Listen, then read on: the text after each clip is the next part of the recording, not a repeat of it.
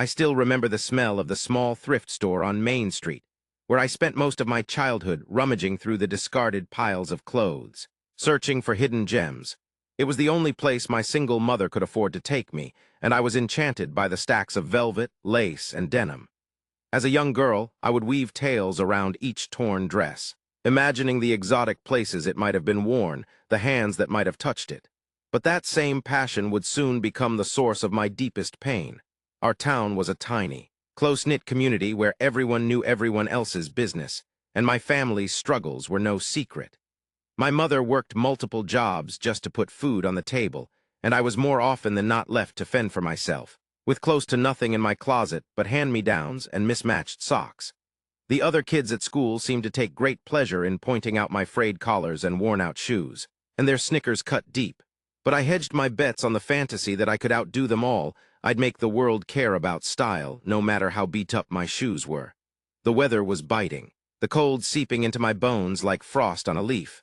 One winter evening, huddled in my makeshift workroom, an improvised sanctuary constructed from old cardboard, layer upon dusty layer, a flame flickered to life within me. My grandmother's antique sewing machine groaned to life as I sat with those rumpled pieces, pouring every sorrow. Every brand of doubt the cruel winds outside could bring into transforming the spoils, twirling my soul out to that church that was music. Needle in hand, shredding straight rodeo garb, banking eventual realization. Middle cash, dipping home estrogen, slowing clown walk epis. 269,080,000, 2062. Japanese letter, Chinese letter, Japanese letter, CLOSED generation. STRATEGY, Arabic Khalif, Arabic Wow, Arabic Rot, Arabic Pa, Arabic Wow, Arabic Farsi, Ye, Arabic Noon, Arabic Ta, HERES, the revised version. I still remember the smell of the small thrift store on Main Street, where I spent most of my childhood rummaging through the discarded piles of clothes, searching for hidden gems. It was the only place my single mother could afford to take me, and I was enchanted by the stacks of velvet, lace, and denim. As a young girl, I would weave tales around each torn dress, imagining the exotic places it might have been worn, the hands that might have touched it. But that same passion would soon become the source of my deepest pain. Our town was a tiny, close-knit community where everyone knew everyone else's business, and my family's struggles were no secret. My mother worked multiple jobs just to put food on the table, and I was more often than not left to fend for myself, with close to nothing in my closet but hand-me-downs and mismatched socks. The other kids at school seemed to take great pleasure in pointing out my frayed collars and worn-out shoes, and their snickers cut deep. But on a cold winter evening, something shifted inside me.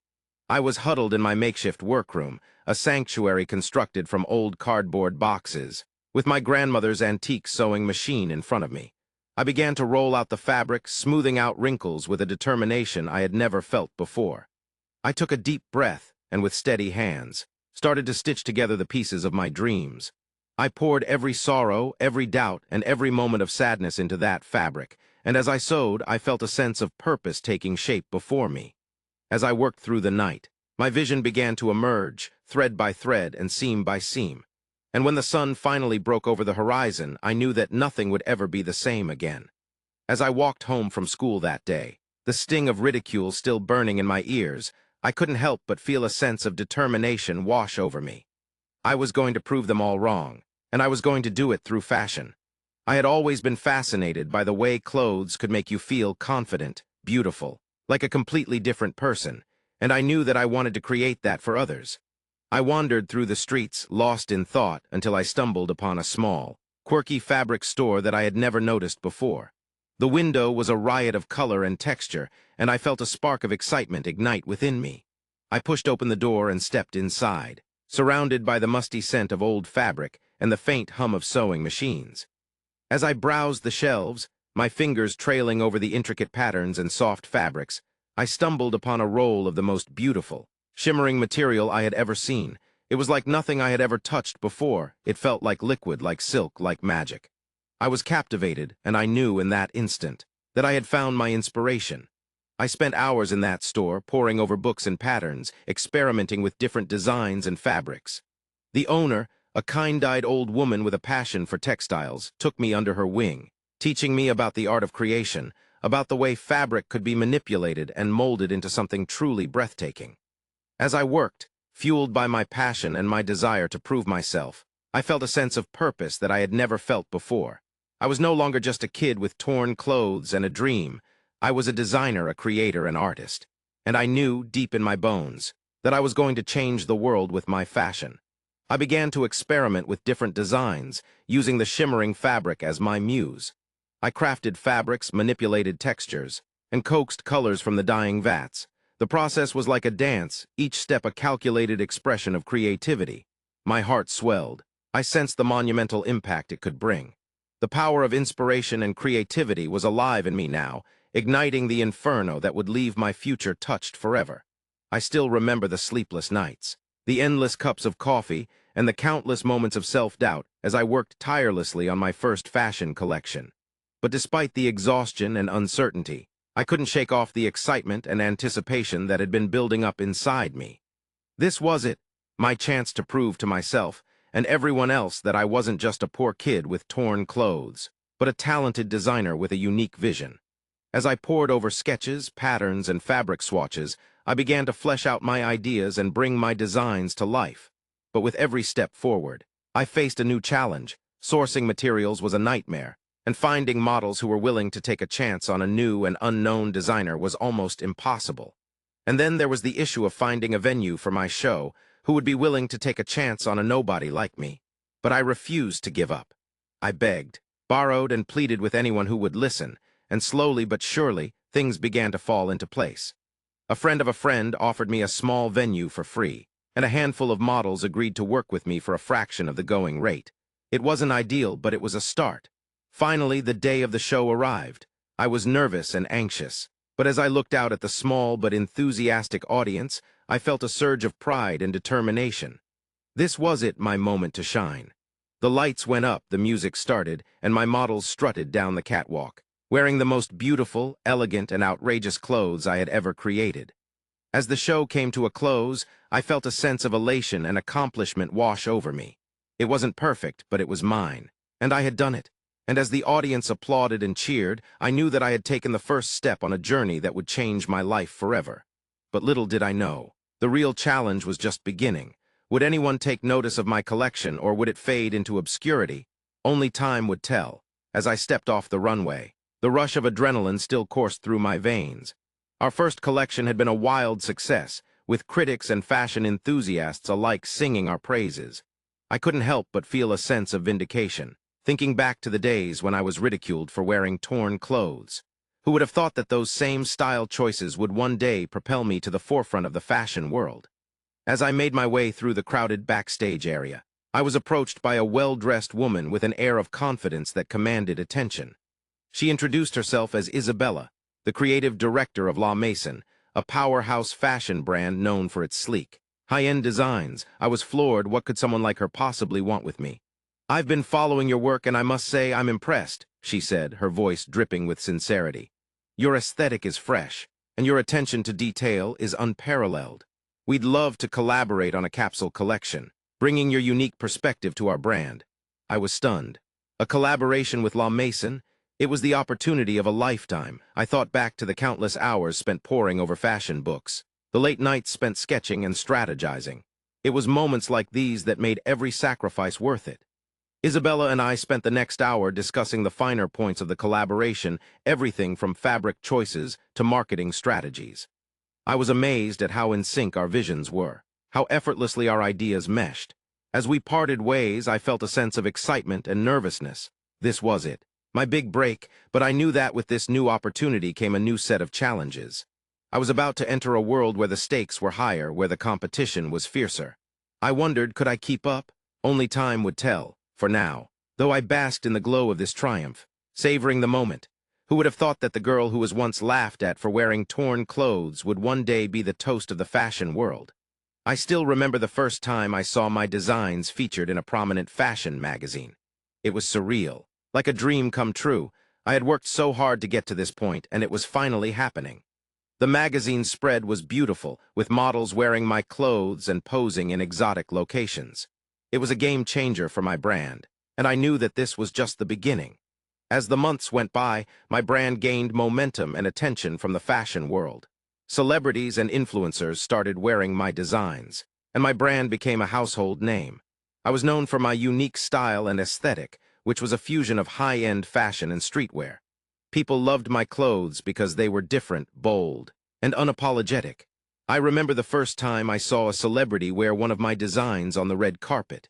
It was a moment of pure pride and satisfaction. I had worked tirelessly to build my brand, and now it was being recognized by the fashion elite. The celebrity in question was a young actress who had just won an award, and she looked stunning in my design. The paparazzi were all over her, and my brand was all over the media outlets. My brand's rise to fame was meteoric, to say the least. I was featured in fashion magazines, newspapers, and online publications. My social media following grew exponentially, and my designs were selling out faster than I could produce them. It was a whirlwind, but I was determined to enjoy the ride and make the most of it. I started to receive invitations to fashion shows and events around the world. I would attend these events, and people would recognize me and come up to me to talk about my brand. It was surreal, but I was humbled and grateful for the recognition. I also started to collaborate with other fashion designers and brands. We would work together on capsule collections, and the results were always incredible. My brand was becoming a benchmark for fashion excellence, and I was proud to be at the helm of it all. But with fame comes pressure, and the fashion industry is notorious for its cutthroat competitiveness. I knew that I had to stay focused and keep pushing the boundaries of fashion to stay ahead of the game. I was determined to not let the pressures of fame get to me and to continue creating clothing that inspired and empowered people. Little did I know, the best was yet to come. My brand was about to take the world by storm, and I was ready for it. Or was I? The pressures of fame and the demands of the fashion industry were about to test me like never before. I still remember the first time I stepped into a factory, the sound of sewing machines buzzing in my ears, the smell of fabric and thread filling my lungs.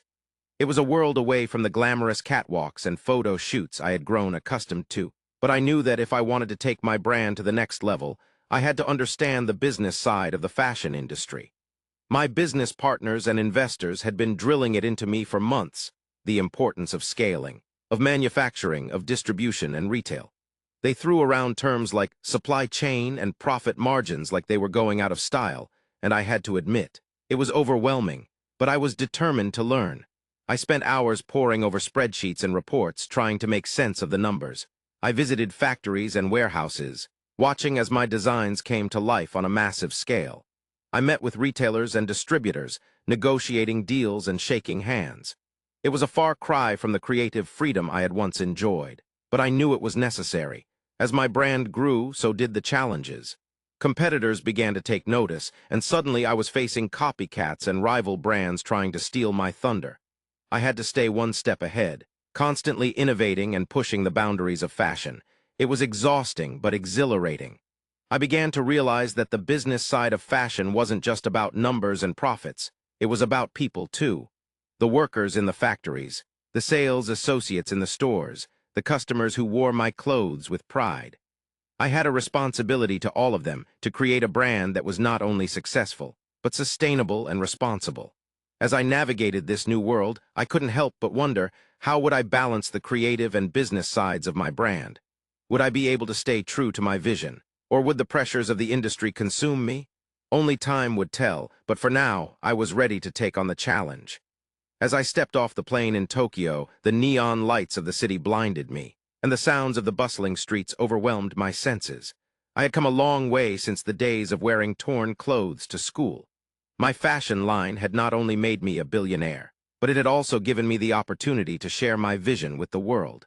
I remembered the first time I had opened a store in New York City. The excitement and nerves had been palpable as I watched customers flood in, eager to experience my brand, and now I was taking that same excitement to the global stage. I had always dreamed of having a presence in major cities around the world, and now that dream was a reality. I had showrooms in Paris, Milan, and London, and my designs were being showcased in the most prestigious fashion weeks. But with global expansion came new challenges. I had to navigate cultural and logistical hurdles that I had never encountered before. In some countries, my designs were too provocative, while in others, they were too tame. I had to adapt my brand to suit different tastes and preferences while staying true to my vision. But I was determined to succeed. I surrounded myself with international partners and collaborators who understood the nuances of their respective markets. Together, we worked tirelessly to create designs that would resonate with people from different walks of life.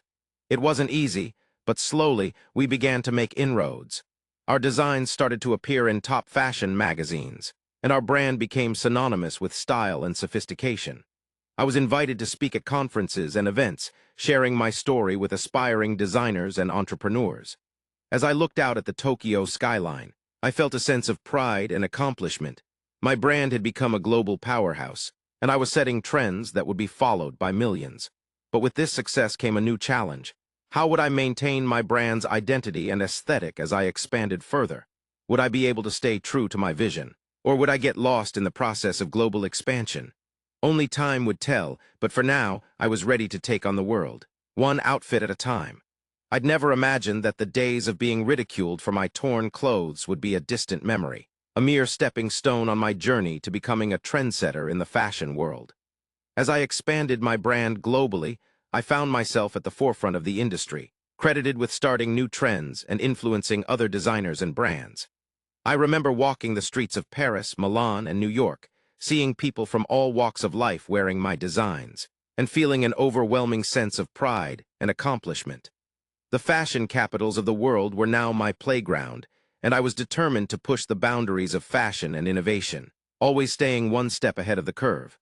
My team and I spent countless hours brainstorming, experimenting with new materials, colors, and patterns. We drew inspiration from the world around us, from the street art of Tokyo to the majestic architecture of Rome. We were on a mission to create something truly unique, something that would make the world take notice. And notice they did. Other designers and brands began to take cues from me, incorporating elements of my designs into their own collections. I was hailed as a visionary, a mastermind who had cracked the code of the fashion industry. My name was on everyone's lips, and my brand was synonymous with style, sophistication, and innovation. But with great success comes great pressure. The fashion world is constantly evolving, and the moment you think you've reached the top is the moment you begin to fall. I knew I had to stay ahead of the game, to continuously push the boundaries of what was possible. And so, I began to explore new materials, new technologies, and new ways of creating. I collaborated with artists, musicians, and even scientists, seeking inspiration from the most unlikely of places. I was on a quest to redefine the fashion industry, to take it to new heights, and to leave a lasting legacy.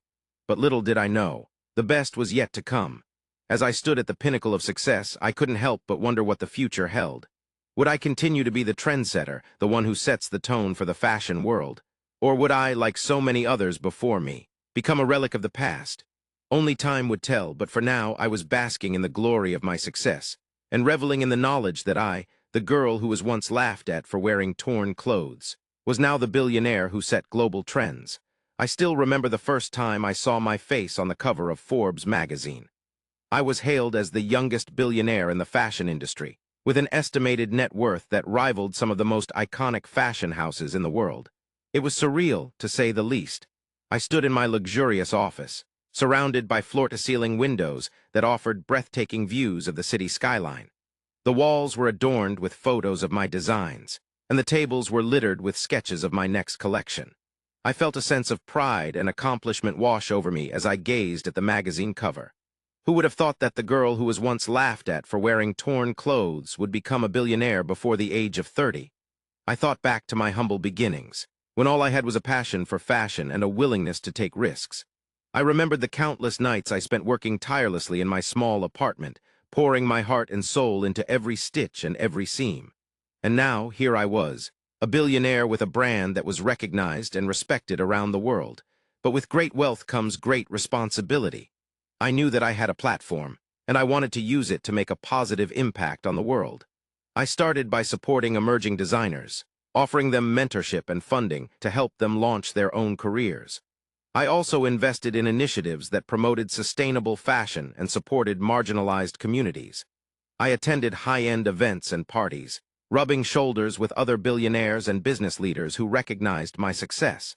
They would often approach me, eager to learn more about my brand and my business strategy.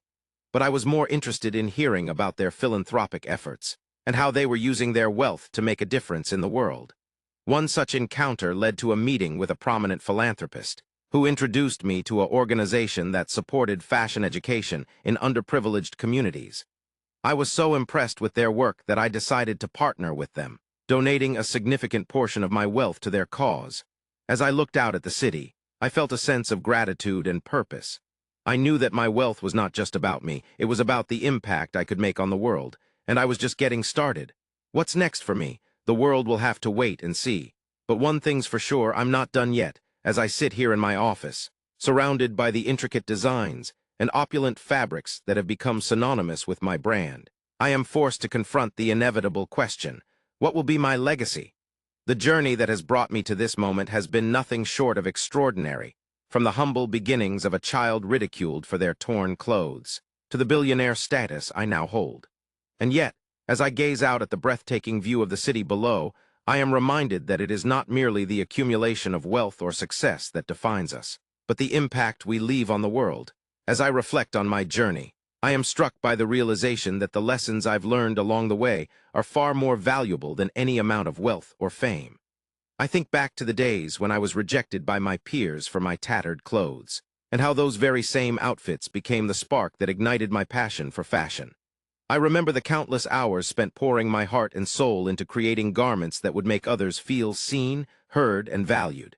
And now, as I sit atop the fashion world, I am faced with the daunting task of deciding how to use my platform to leave a lasting impact.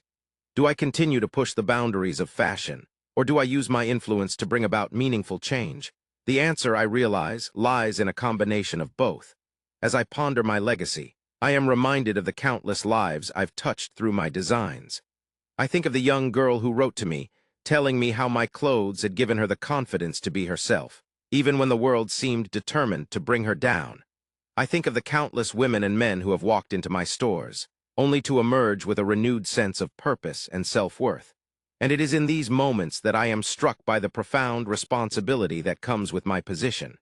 I am not merely a fashion designer, but a custodian of a legacy that has the potential to transcend generations. I am a beacon of hope for those who have been marginalized, oppressed, and silenced.